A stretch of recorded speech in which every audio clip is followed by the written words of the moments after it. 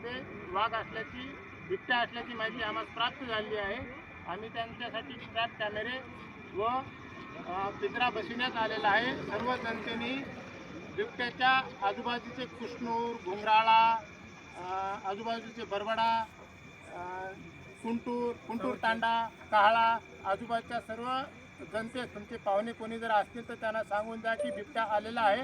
रात्री बेरात्री शेतामध्ये जात असताना एकट्याने कोणी जाऊ नये। काम असेल तरच बाहेर पडावे, ते बी ग्रुपने बाहेर पडावे। हातामध्ये काठी असावी।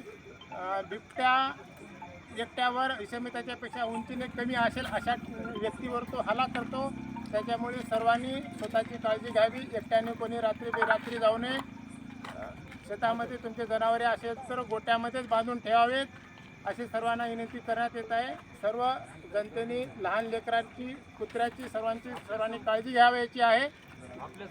जनावरे ही रात्री बेरात्री बाहेर काढू नका। रात्री बेरात्री कोणी बाहेर फिरू नका।